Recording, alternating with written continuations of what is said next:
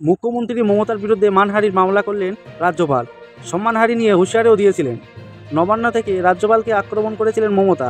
রাজ্যের দুই হবু বিধায়ক শপথ গ্রহণ নিয়ে রাজভবনের সঙ্গে বিধানসভায় যে টানাপোড়েন চলছে সে ব্যাপারে মন্তব্যটি করেছিলেন তিনি।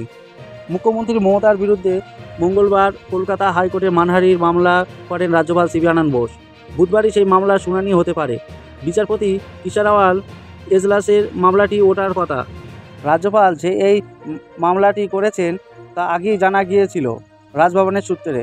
মঙ্গলবার শিলিগুড়িতে এসে রাজ্যপাল নিজেই জানান মামলাটি ডায়াল হয়ে গিয়েছে।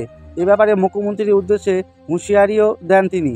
রাজ্যপাল বলে, কেউ যদি আমার সম্মান নষ্ট করার চেষ্টা করেন তবে তিনি যিনিই হন তাকে ভুগতে হবে। পরে রাজ্যপালকে এ ব্যাপারে বিশদের প্রশ্ন করা হলে তিনি বলেন, মুখ্যমন্ত্রী আমার সংবিধানের সাথী, আমি সেই হিসাবে তাকে মর্যাদা দিই।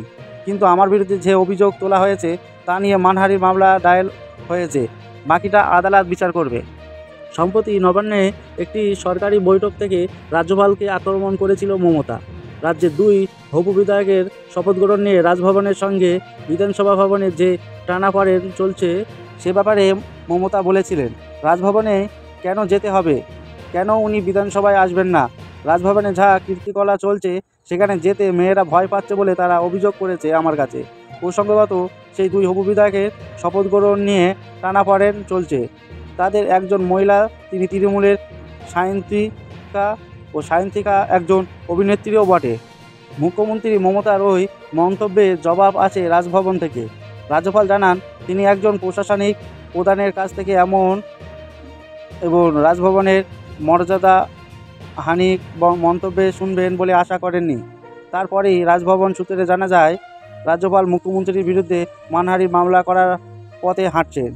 যে মামলাটি মঙ্গলবার হাইকোর্টে দায়ের করা হয়েছে, মঙ্গলবারই রাজ্যপাল জানিয়েছেন তার সম্মানহানি বিচারের জন্য আদালতের উপরে তিনি আস্থা রাখেন। রিপোর্ট ইনসাফ টিভি বাংলা।